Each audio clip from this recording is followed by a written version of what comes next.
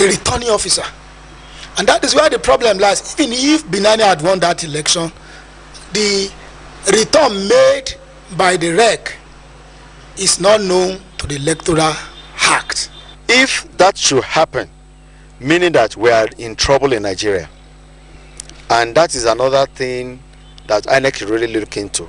It's unfortunate that that should even happen at the first instance when you have been having a process. They maintain that the fact that an act emanated from a resident electoral commissioner who is also a lawyer made it more worrisome. While reacting to the suspension of the electoral process in Adamawa State, Mr. Ige faulted the process. According to him, the suspension has created a legal logjam which can only be determined by a court of competent jurisdiction. Looking at it from the legal point of view, there's a lacuna.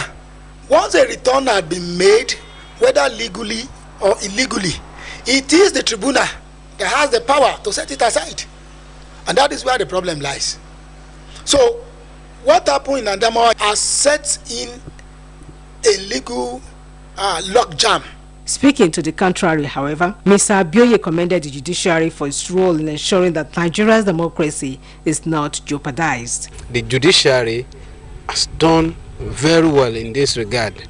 You will see that after the illegal declaration by the Adamawa REC, the candidate of the APC approached the Federal High Court by way of an ex parte application. But the court was up to the task by applying wisdom, asking that the other parties be put on note, or that the court be addressed on the issue of jurisdiction. The respondents, however, agreed on the need to ensure that justice is fully served.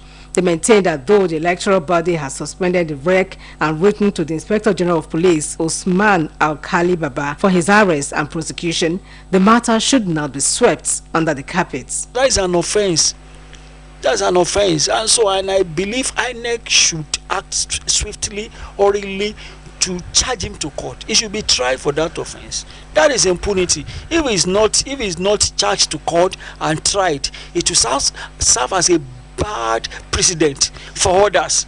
I want to believe that most of our leaders, including the electoral officers, they do not know the implication of what they did. If they knew, perhaps they would have prevented the occurrence of such activity. It wasn't an error, it was a crime. What the REC now on suspension, what it did was a crime. And any such crime is punishable under the Electoral Act. This, they noted, will serve as deterrence to others and save Nigeria's democracy.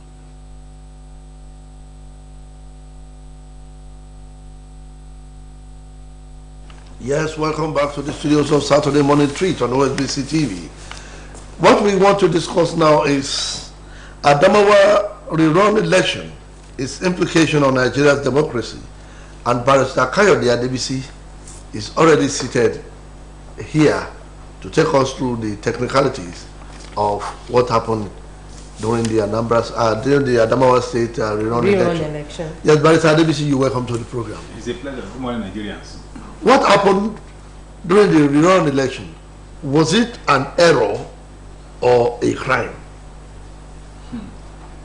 It's quite funny to even use the language error. Whether a forced error or your own concocted error. The simple definition of error is something that was not intended, I believe. So the man walked in to the gallery, surrounded by some of the staff of the INEC, the various security officers, and still went ahead to make the legal declaration. Can that one be declared as an error? It was a deliberately planned and organized decision. So the use of erroneousness does not even arise at all. It's purely kind of impunity that they believe at the end of the day they will see escape. Irrespective of the political affiliation or leanings we belong to, this kind of acts should not just go down like that without Nigerians know the full import and decision taken by the government. You should remember in Ekiti during the Dosi problem, when the then REC, Professor Ayoka Adebayo, disappeared and emerged in Abuja. Eventually, normalcy was restored. Because at that time, the scenario at that time was different from what we witnessed in Adamawa. She was being forced to declare a particular candidate, but she refused. That's why she left and did not declare and went to Abuja, based on the order. But in this case now, they said you should resume by 11 for continuation of counting. You have counted about, I think, 20 local government, just remaining one local government.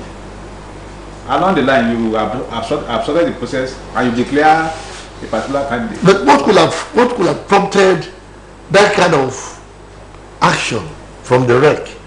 From the beginning of the election, the local government, the governorship election throughout Nigeria, the one we had during the on-season and off-season elections, the results have always been declared by the returning officers.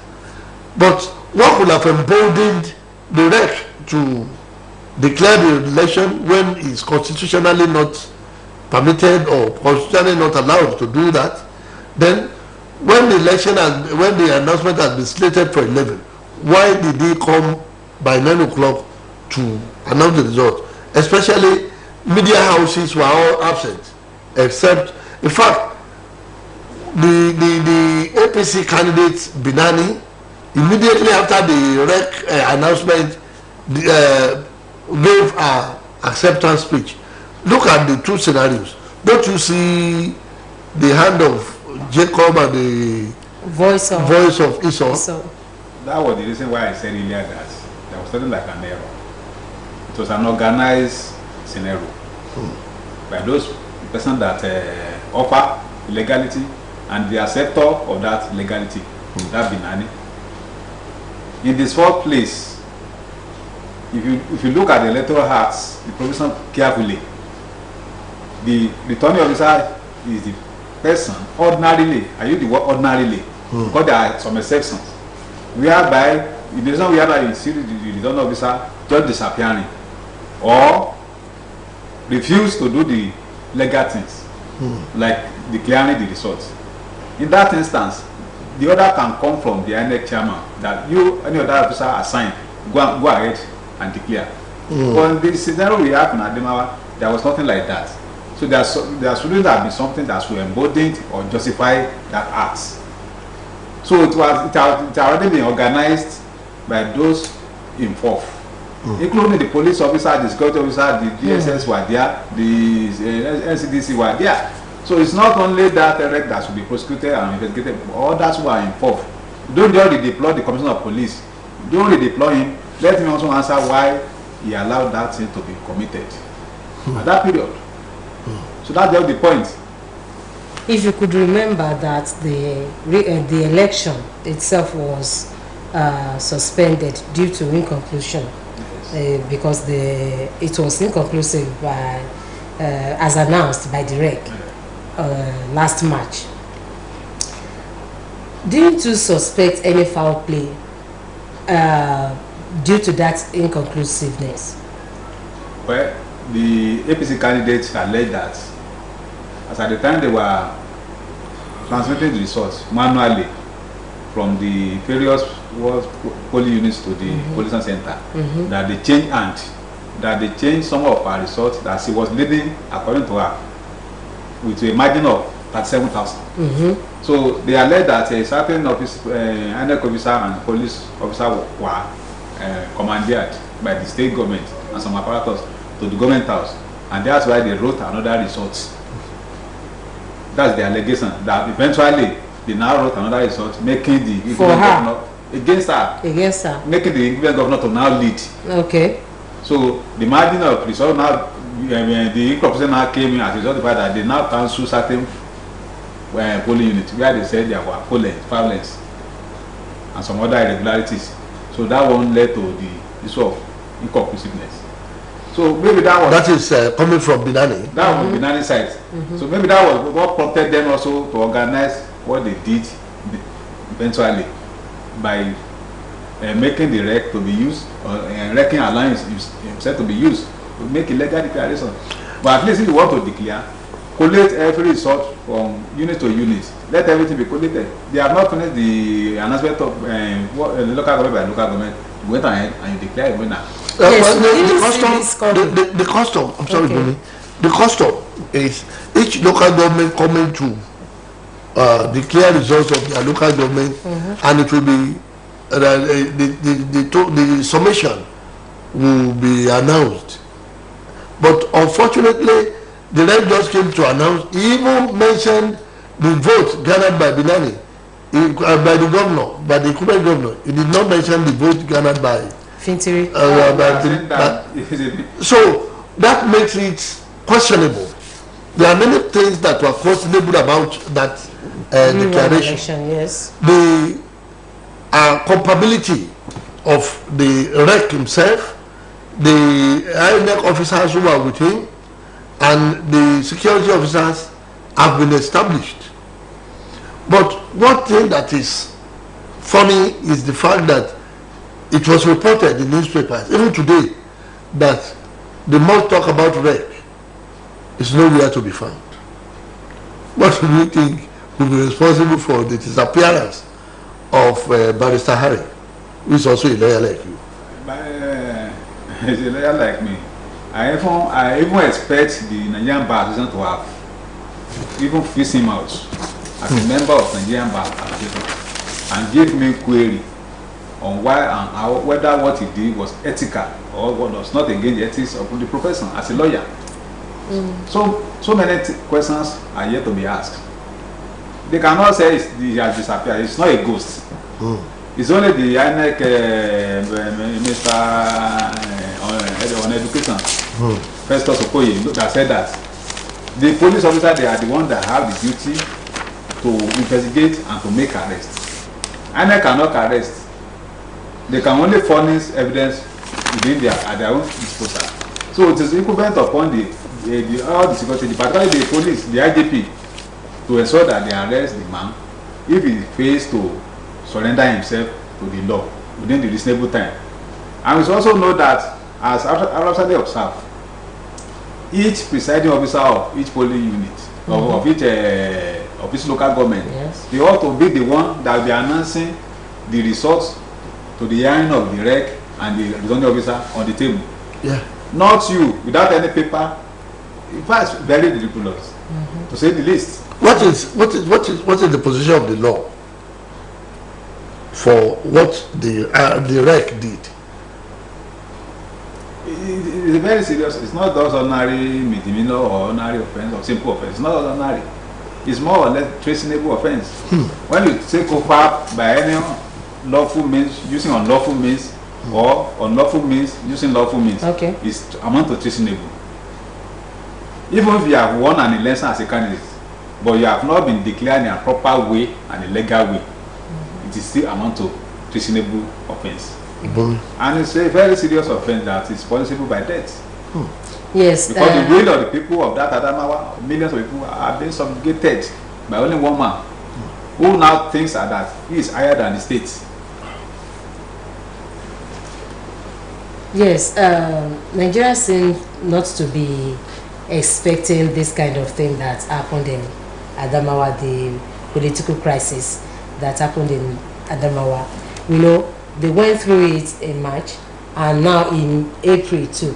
So it seems the whole country is now, all eyes are on that state now. Exactly, just because of the case, the peculiar case they are having in terms of politics. And now, won't that have any implication on the Nigerian democracy? No, we should not have a fallacy of hasty generalization. Okay. Just because one egg is bad. Okay. Now say the whole egg is bad. There is every bad egg in every organization. In the INEC, that man represents a bad example of bad eggs. So there are some other bad eggs that are yet to be punished. Because that is why the impunity must be stopped. Okay. INEC has conducted elections in Nigeria in different states this year. Credibly well. Even people that were not expected to win, they won the election. Yes. And those who are not supposed to be defeated were defeated. They are defeated. So about 12 APC governors failed to deliver their state during the presidency. So that's what is a credible process. You cannot singularize that of Adama to not generalize that I don't know INEC has messed up. No, we have to point it out on specific basis that okay, this particular one, let us deal it according to the facts. Yes, INEC is now saying that they cannot even get to the rec, to the rec that announced the results. Its whereabouts is unknown. And they are saying they've been calling his number, and the number is not getting through. How do you think INEC could sort itself out of this issue? It's not the duty of INEC. Okay. It is duty of the police officer, the IGP, the DSS, when they wanted to track down Nnamdi Kanu in Kenya. Okay. How did they do it? Through intelligence networking. So that they should not continue to ridicule us as a country. We are not a banana republic. They should do the right thing on time. So that posterity will have reason to give credit to President Buhari, who has just led down 40 days to leave the office. Okay.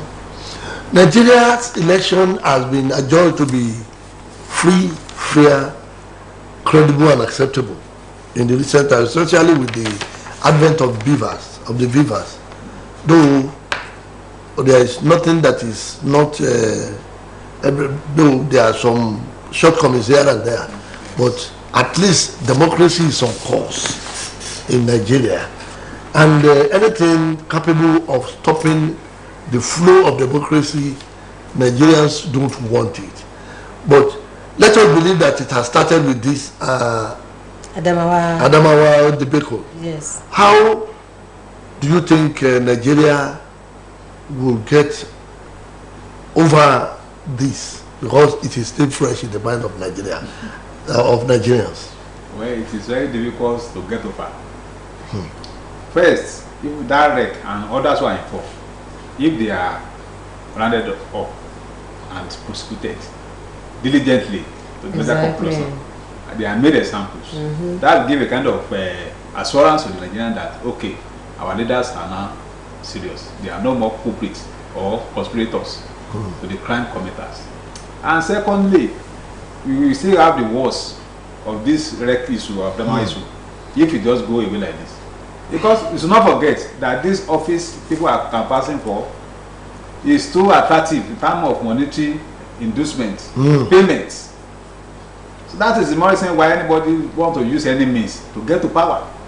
Let me just use 6 months. If the Court of Appeal or Supreme Court sack me, within that 6 months, I've already become rich, my family and my relations.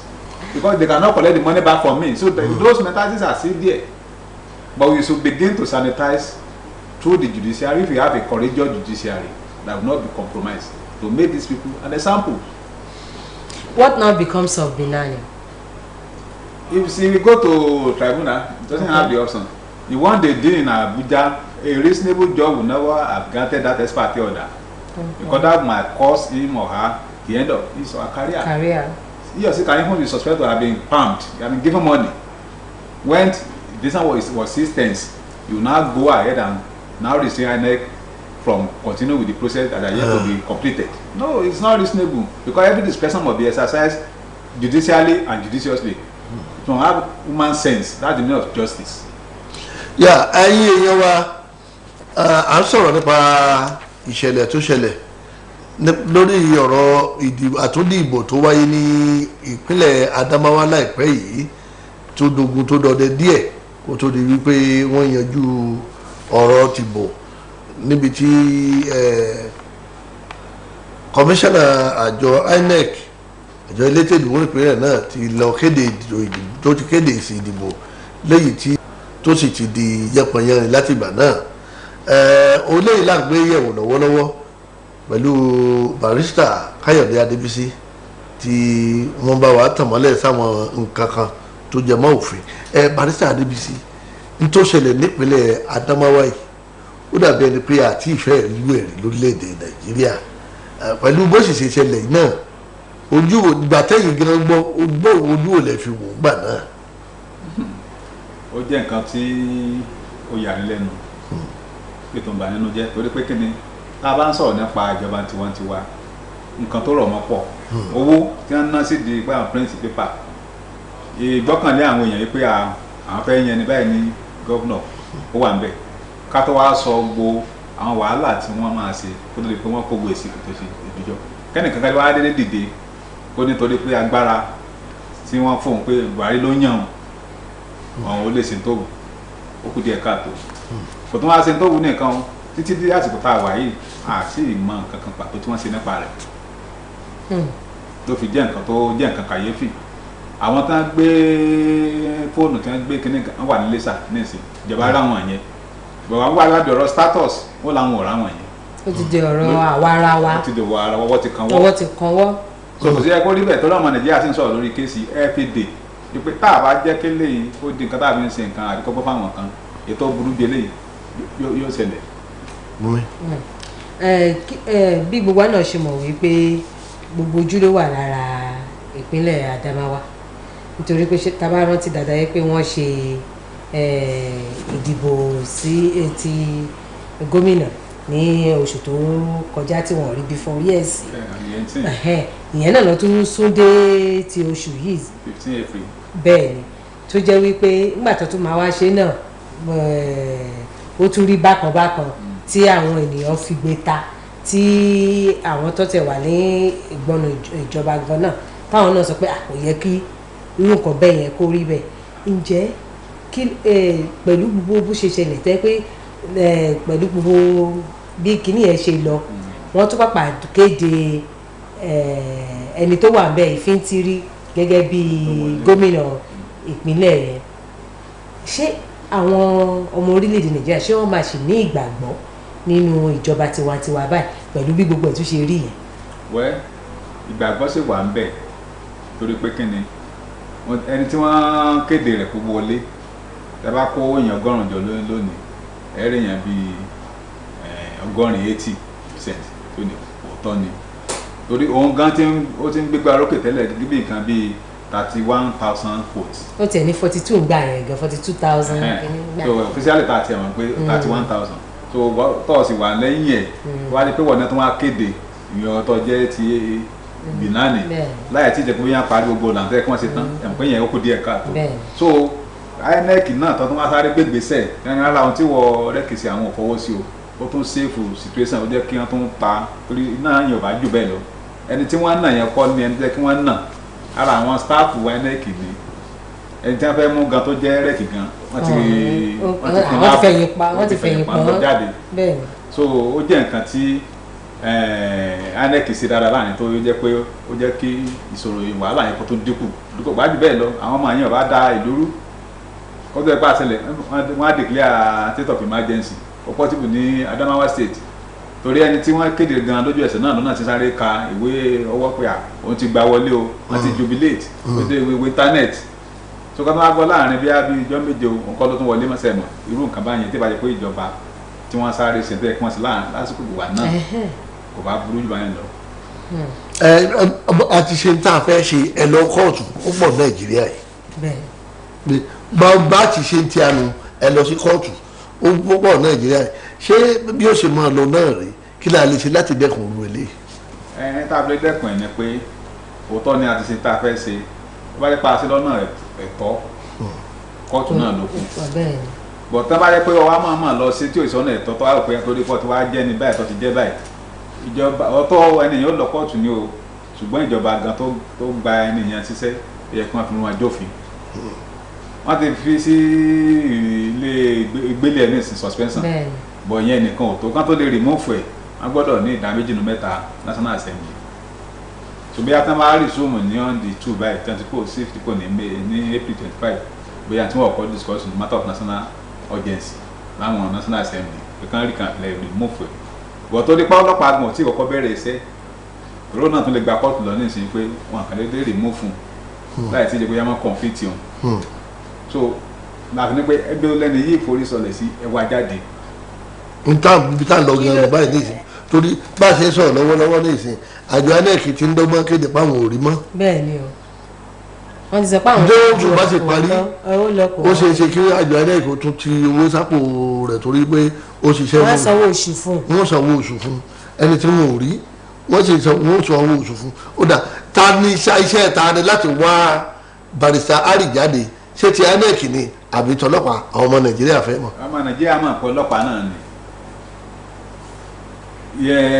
ìjọba Adamawa state àwọn náà lẹ́tọ̀ọ́ wọ́n lè kọ ìwé ẹ̀sùn sí complaint wọ́n lè make complaint sí police gẹ́gẹ́ bí complainant bàtàlì gọ́vnọ̀ tí wọ́n fẹ́ tó ń declare fún ọ̀dọ́ tó wọlé ó lè make complaint kan dé arrest ẹ̀ so ìjọba tó jẹ́ ọlọ́pàá gangan lọ́kọ́ lójúṣe láti wá ẹni tó bá ti jẹ́ afurasí torí afurasí náà sì ní báyìí lójú òfin so wọ́n gbọ́dọ̀ wárí kan wádìí the permanent secretary ní tẹ́lẹ̀ ní ministry kan ní federal government gbogbo statistics ẹ̀ wà ń bẹ̀ kìí ṣe ghost olókùndì ó sì tún lókọ so gbogbo àwọn security network tó wáyé kó ti travel out Interpol wà ń bẹ̀ ọ̀nà tẹ̀ kí wọ́n ṣe bí wọ́n fẹ́ mú iná bí Kánú wọ́n fẹ́ mú Sunday Igboho wọ́n rí wọn mú so àbòsí ni pé àmọ́ bí ó wà àbí kò gbé kọ́ wa ó lóun bọ̀ kò wá mọ́ wọ́n gbọ́dọ̀ sojúṣe wọn torí ọmọ Nàìjíríà ń wo ọjọ́ tó wà nílé ìsìn kan kékeré tán lè dọwọ́ bò. gẹ́gẹ́ bí amòfin mo mọ̀ wípé ẹ máa mọ̀ ó dá mi lójú pé ẹ máa mọ̀ wípé tí nǹkan báyìí bá ti ṣẹlẹ̀ àkọ́dédé rí pé gbogbo ẹ̀ ó dá lọ a ó ṣùṣùṣùṣùṣù àwa nígbà wá dá wáyé àwa nígbọ̀n kankan mọ́ lẹ́yìn ẹ̀ tàbí tó bá tẹ̀ tó wá lọ wá jẹ́ pé àwọn tí ọwọ́ wọn tẹ̀ tó wá kọwọ́ àákọ́ gbọ́ pé wọ́n gbé lọ court gbogbo ẹ̀ náà dẹ̀ tún ti lọlẹ̀ bẹ́yẹn ǹjẹ́ tá bá ń ba lọ báyìí ṣé o kò ní ní ìpalára fún ètò ìṣèjọba wa. yóò ní ìpalára tó burú o torí pé kí ni gẹ́gẹ́ bẹ́ẹ̀ sísọ yẹn yóò kàn ní máa tẹ̀ wá tó mú gba náà tó náà gbé dé kóòtù ẹ̀ máa rí adjournment of adjournment tí ó ti jẹ́ pé ẹlẹ́rìí gan ẹ̀ ní rí ẹ mọ́ so ilé ìbẹ̀rẹ̀ yìí máa takò kò bá ilé ẹjọ́ àti ìjọba gan tó wà níta ilé fi sọ́lẹ̀ kan wípé àwọn àjọ tó jẹ́ NBA ẹgbẹ́ lọ́yà tó wà gẹ́gẹ́ bí ọmọ ẹgbẹ́ gan àwọn gan lágbára lábẹ́ òfin tiwọn náà kí wọ́n kó face disciplinary committee so ìyẹn ó ṣe tọrọ kóòtù àwọn gan ni wọ́n lè suspend ẹnu ẹgbẹ́ lọ́yà wọ́n lè strike off orúkọ ẹ̀ wọ́n lè revoke certificate ẹ̀ wọ́n lè revoke ẹ̀ ó wà example fọlọ́ yẹn so àwọn kan ò tí ì sọ̀rọ̀ lórí ẹ̀ wọ́n sì dákẹ́ so wọ́n á dákẹ́ gbé wa tó máa lọ gba ìjọsìn against wọn tó tún fẹ́ restrain wọn kóòtù tó kán mọ́tò so ara àwọn nǹkan báyẹn ló máa ń fà tí ìgbẹ̀kẹ̀lé fi sí nínú àwọn àjọ tá a ní tíjọba gbé kalẹ̀. ẹ tí wàá mọ̀ èyí tó tẹ̀ wá ṣe mí jù pé ó yà mí lẹ́nu pé irú ìpínlẹ̀ Adamawa yẹn ni irú nǹkan bẹ́ẹ̀ yẹn ti máa ṣẹlẹ̀ àwọn ìpínlẹ̀ kan wà tó yẹ pé a ti mọ̀ wọ́n wípé bíi irú nǹkan bẹ́ẹ̀ yẹn tó bá sọ wípé ìpínlẹ̀ báyìí nílò èdè àtẹ́lẹ̀tẹ́lẹ̀ nǹkan kí ló retí láti bẹ̀ yẹn irú nǹkan bẹ́ẹ̀ bọ̀ bírú Adamawa tí ó jẹ́ pé ìpínlẹ̀ tẹ́lẹ̀ pé kò fi bẹ́ẹ̀ sí wàhálà lọ títí tẹ́lẹ̀tẹ́lẹ̀ níbẹ̀ ǹjẹ́ kí ni àyè politics òṣèlú níbẹ̀ báyìí kí lẹ rò pé àyè òṣèlú máa ṣe dúró bẹ̀ báyìí bí ó ṣe jẹ́ wípé Binani àti Fintiri àti gbogbo wọn yẹn wàhálà yẹn ó sì kò tí ì lọ mi lọ kò tí ì kí ni pé kí nǹkan down. kò tí ì lọlẹ̀. kò tí ì lọlẹ̀ kí lẹ rò pé. tó wà ń bẹ̀ ni pé ní Adamawa tẹ̀ ń wò yẹn kì í ṣe stéètì kan kékeré bẹ́ẹ̀ láyé Àtíkù ti wá ibẹ̀ nìyàwó Buhari ti wá so egun fẹ́ kan egun ni wípé àti wá gbọ́ èmi tí mo ti jẹ́ igbákejì ààrẹ rí lórílẹ̀ Nàìjíríà àti wọ ìyàwó ààrẹ ìwọ tó wá tó ìyàwó ààrẹ náà máa pé náà tí mo tó jẹ́ ìyàwó ààrẹ náà pé àjọ ìwà nílé rí irú nǹkan báyìí gbà ló fà tó jẹ́ pé egun ló kan egun torí tó wá ṣẹlẹ̀ gan ni pé ọ̀pọ̀lọpọ̀ àwọn tó jẹ́ olùdìbò àtọmọ èèyàn gan ni ò mọ̀ pé ọ̀rọ̀ tó wà nílẹ̀ gan ju ọ̀rọ̀ pé bóyá a fẹ́ dìbò wọlé lọ ọ̀rọ̀ pé a fẹ́ fi agbára hàn ra wa ló wà láàrin àwọn olóṣèlú yẹn egun ni egun tó fi egun ra wọn fẹ́ ló gbó ọ̀nà ẹ bá rántí kókó tó dìgbà náà àwọn Binani ti àlẹ́jì wípé wọ́n ti gbé returning officer pé gómìnà ti gbé lọ government house pé wọ́n fún lówó wọ́n fún ní 2 billion làwọn INEC wá fi àwọn ọ̀dà officer míì ránṣẹ́ wá pé kán wá mọ́nítọ̀ ẹ̀ nìyẹn sí náà wọ́n sì tún wà lẹ́yìn pé àwọn èèyàn náà wọ́n tún ti gbé àwọn government house ní first of all yìí dínà yìí pé normal evidence 2 billion pé kán gbé jáde so ká tó dìbò yẹn ni wọ́n ti jọ ní plan tó ká kún máa lò script so but wọ́n kàn hacked according to the script bóyá tó wá burú jù ní tí wọ́n ní tírẹ́kì wa lọ sí tó jẹ́ pé tírẹ́kì ṣe tí wá neutral ni bẹ́ẹ̀ kó wà láàrin bá ń sọ̀rọ̀ sí bẹ́ẹ̀ kó o má fi aṣọ ẹ̀kọ́ ẹ̀ aláì kó o má fi nílẹ̀. tó ẹ̀yin èèyàn wa láti ibi ìṣẹ́jú díẹ̀ láti ń sọ̀rọ̀ nípa àtúndì ìbò tó wáyé ní ìpínlẹ̀ Adamawa láìpẹ́ yìí tí barrister Káyọ̀dé Adébísí sì ń tàn mọ́lẹ̀ sí gbogbo nǹkan tí ó ṣẹlẹ̀ ń bẹ̀. We are grateful to Barrister Kayode BBC for coming on the program and for taking us through the technicalities of the Adamawa State rerun election. The program continues with the commercial segment sponsored by Living Above Poverty Organization, LAPO. Barrister Adébísí, thanks for coming. Thanks for coming. We appreciate you. Thank you, Nigerians. Let's have LAPO. We at LAPO are committed to poverty eradication. We equally believe that the battle against poverty requires the effort of everyone.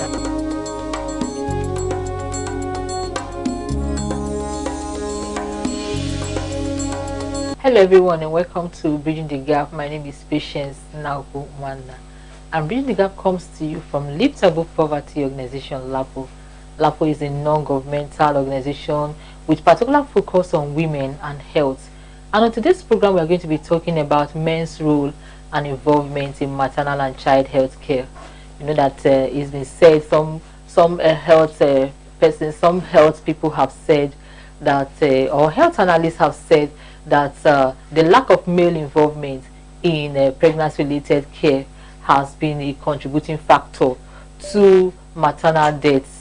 Which happens to be, or which remains, a major public health issue, a major public health burden in developing countries, including Nigeria. And this morning we are going to be discussing this issue with Dr. Tony Fabuya. Doctor, you are welcome to the program. Thank you, ma'am.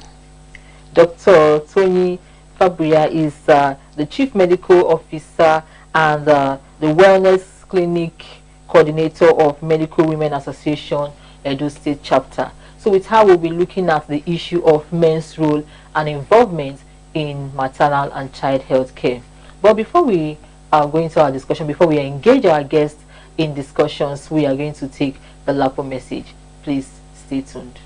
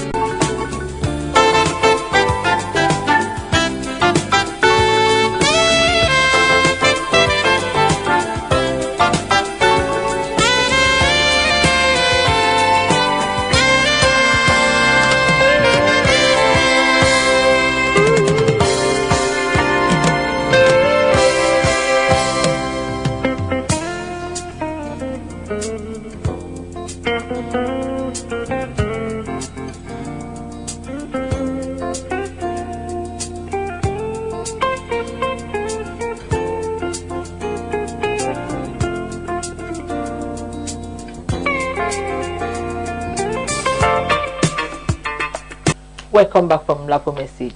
Right, doctor, let's look at what we mean by male partner involvement in maternal and child health care. Thank you.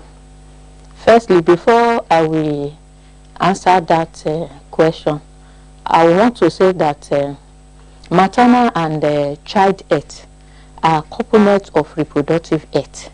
So we need to know what reproductive health is. Reproductive health is a state of complete physical, mental, and social well-being, and not merely the absence of disease or infirmity in all matters related to reproductive system and its functions and processes. So when we are talking about male involvement in maternal and child health, we mean that it simply means that the participation of the fathers and men at all levels in caring, supporting, and encouraging women to utilize the available maternal, the reproductive, the newborn, and the child health services that are available. All right, Doctor. I also want us to look at the statistics now. Let's look at how many maternal deaths do we have each year. In fact, about 99% of maternal mortality rate happens or occurs in the developing country, including Nigeria. So in Nigeria, presently the current figure is about 576 per 100,000 life births. Although it's increasing, but it's still high. In fact, it is the fourth globally. The fourth globally? Yes.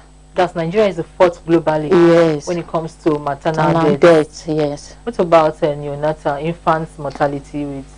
The neonatal deaths, we are referring to deaths of newborn within the period of 28 days. So, and this figure is about 35.5 per 1,000 life birth, which is still high. That's very quite high. What about, okay, let's go straight to the role. What role does a man play in pregnancy? In fact, men play an important role, very, very important role. We know globally, in many of the contexts, men are usually the decision makers in the family, within the family setup. So their input, they have this important influence in some of the decisions regarding maybe allocation of money, the nutrition in the family, even to allow the women to even visit the healthcare for all these reproductive health services that we are making mention of. So they are the ones that will determine if the wife should go or not. So they have an important role to play. So do men have a role in maternal newborn nursing? Of course, yes, ma. I will say a capital yes. They have a big role to play, because with the help being involved in taking care of the newborn baby, it will serve as a great support, both physically and emotionally, to the mother, and it will also still encourage the mother to go for further services concerning herself, even the baby. Doctor, let's look at the consequences now. The consequences of male partner exclusion in childbirth activities and also maternal and child health care. The consequences ultimately will either make the maternal and the child mortality to remain the same, or even to increase, to get worse. Because if they are not being involved, if they lack knowledge concerning the reproductive, the maternal, the newborn and child health services that are available, the women will not be able to utilize these services ultimately, and it will affect the maternal mortality rate. Okay, we'll take a short break here while we bring you the faces of LAPO. And when we come back, we'll be looking at the barriers to male involvement in maternal and child health care.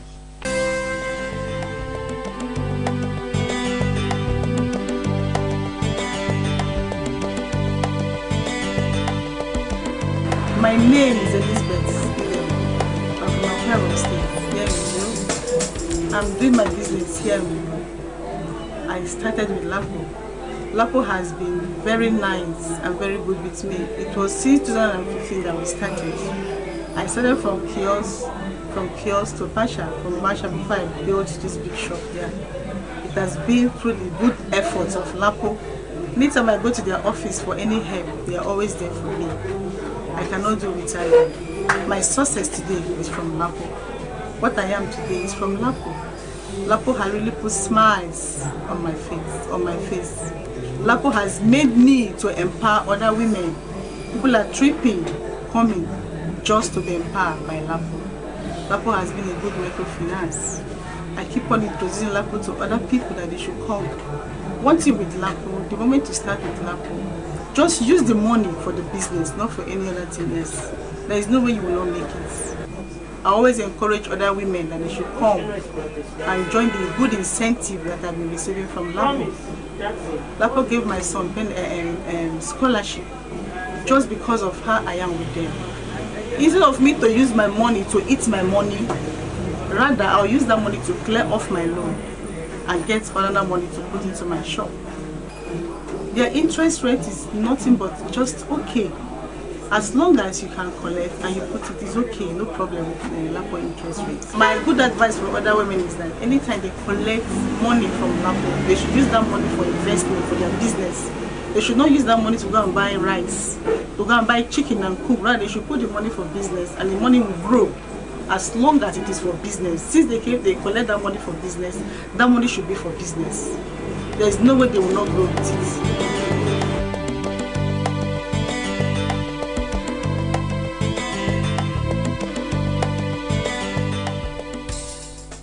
Welcome back from Faces of Lapo. Doctor, let's look at the barriers. What are some of the barriers limiting men? I will just quickly point to about 3 of them. The individual factors. The men especially, they lack knowledge, or they have little knowledge concerning the maternal and child health care services that are even available for them to access. Then also because of their low educational attainment too is part of it. Then by the time we now check out the healthcare facility setting too, we now find out that even at the healthcare there's a kind of a way that they do exclude the men. Some men that follow their wife for antenatal care services, for example, they will be told to go and stay in one place, as if what they are going to discuss with the women is not their business or is not their concern. So those are kind of the barrier. And then the social-cultural factors. In fact, that one is a major barrier, because the society sees men maybe that assist or support their wife as being weak, in quotes. So due to peer pressure and things like that, men will not want to, even though they have the ability and the will to even support their wives, they will feel, I beg me, they not go call me woman rapa. So with that is a major barrier. The socio-cultural factor is a major barrier. And then the policy makers, that's at the government level now. So we found out that the policy that they make in a way also is not encouraging and does not even allow the men to be part of the healthcare services that are meant for their wives. There is this perception that a man who accompanies his wife, for antenatal visits, that such a man, like you said, is weak. He's a woman rapper. Yes, it's very common, especially in this part of the world. Yes. But I think that there is a kind of difference between what we have here and in the developed world, what is obtainable there. Yes. They over there, you see that even doctors, even healthcare workers, they encourage men to come for a antenatal or for counseling with the doctors and all that. But like you said, in this part of if you get to any of the hospitals, you see that among 100 women or 50 women, you just find like 2 men, and like you said, they will just be asked to stay aside. They don't sit with their wives. They don't listen to the talk. You know, they are being excluded in a way. They are not involved. Yes, they are not involved.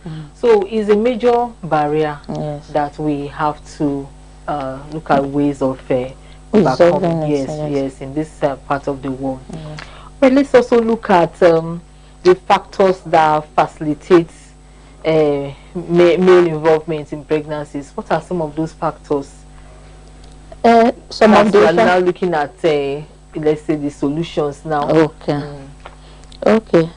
If you are going to look at that aspect, we need to start from the individual. Okay. First of all, we need to educate the men and let them realize the importance of their being involved, because even the men, they also have reproductive needs too and concern, and they should be they should be aware that their own health status and their behaviors will ultimately affect the women's reproductive health. So we need to educate them. In fact, we need to start the education early in life. That's the boys and the men, they should be involved. For example, in the school, to incorporate it into the school program. Like the family life education, for example. They should intensify it in the schools. Let the boys know, even right from a young age, that there is need for him to be involved in the reproductive health of the family. Yes, that's also a major aspect that we need to look at as a people. The area of the family. Yes, the family. The socialization process, from the boyhood, from boys, as they grow up, yes, from childhood, they should be incorporated. They should, I don't really understand why it's so, this perception. We just have this perception that everything that has to do with pregnancy is just the women issue. In fact, there is no, it's not saying men are not really, even if they are concerned. It's just maybe at home they ask their wives, but generally that's the perception is there. That it's just a woman's world. Everything that has to do with reproductive health. Even when you see couples who are having challenges in the area of maybe a pregnancy, you discover that the man sends the wife, or rather the woman sends herself to go and be looking for solutions, whereas the man could even be the main factor. Yes. And also, even at the community level, we still have a lot of work to do. At the community level, they need to educate the men, mostly even by their leaders, more receptive to messages from their leaders. So if they are being carried along, even at the community level, it will go a long way for them to really understand the importance of them being part of the reproductive health of the family. They too have their own reproductive health issues, so it's not only women issue. That perception should be changed. We should change the narrative and the perception that anything that has to do with reproductive health is women issue. No, because the men has a big role to play.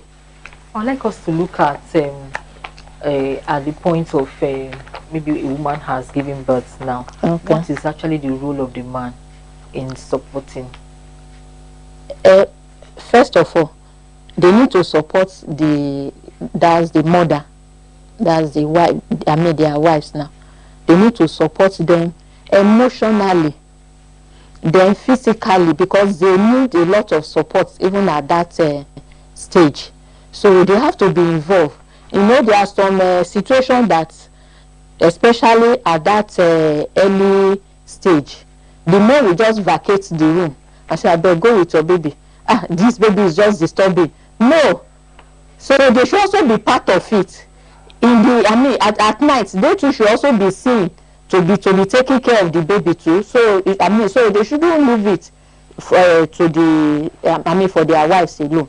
So they should be part of the caring, especially at that early stage of nursing the newborn child.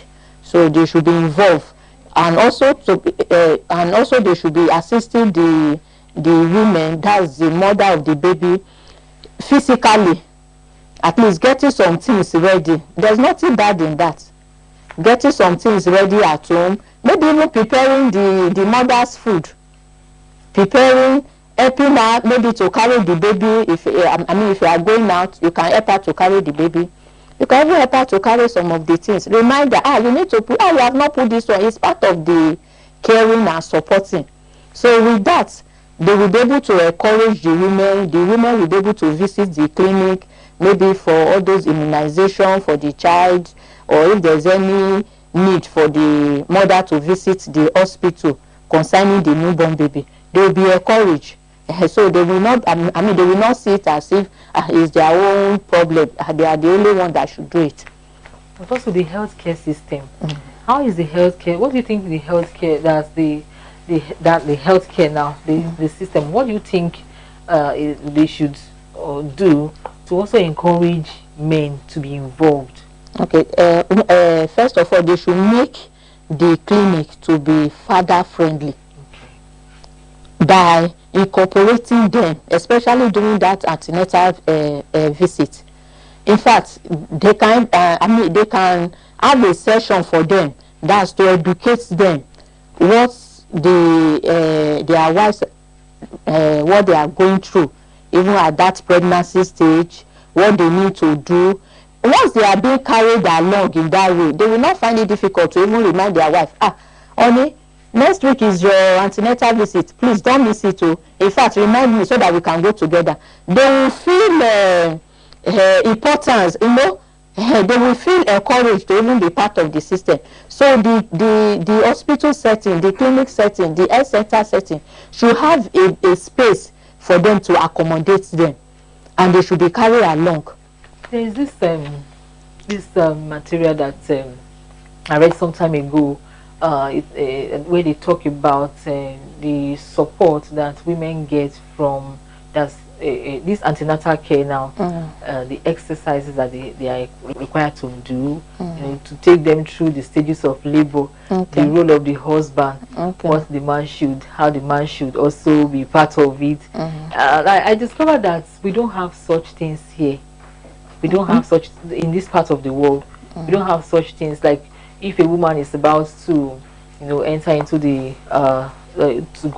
enter into the labor ward now, the man is most times, oftentimes you find the man outside. The man is not allowed to enter. Yes, to enter. So I think all those things should also they should be looked into.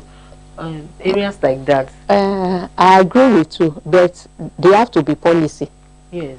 So that's where the government comes in. They have to be policy that will direct the health workers, the health facility, to make sure that they involve the men in all the stages of pregnancy, delivery, the newborn, the childhood immunization, and even treatment. So they should be carried along. So a policy has to be made that will direct the healthcare facilities to effect such. So what is now the way forward? The way forward is for us to change the narrative and the perception that reproductive health is women issue. No, men too has their own reproductive health concerns and needs. So they need to be involved, and they need to be aware that their own health status and their behavior indirectly or directly affects the women's reproductive health. Right. Thank you so much. Thank you, ma. Thank you for taking taking out time to come on the program this morning. Thank you, ma. Yeah. We've been talking about men's role and involvement in maternal and child health care, and we have discussed extensively on the benefits of men's involvement or male involvement in pregnancy-related care. We've also looked at the barriers to men's involvement and the consequences of male exclusion in pregnancy-related care. Indeed, the value of direct male involvement in reducing maternal deaths cannot be overestimated, especially given the crucial role that the African male plays in the family. Especially when you talk about decision making, it becomes very, very essential for the male to be involved in maternal and child health care. And also, when a man is involved in pregnancy-related care, it helps to improve the health and the welfare of the child. That's how we end the program for today. If you want to talk to us, you can do that through social media, or you can call our numbers on the screen. You can also send us text messages, and you can visit any of our offices or our corporate head office at number 18 Dancing Road, Benin City. Till we come your way again, do have a lovely day.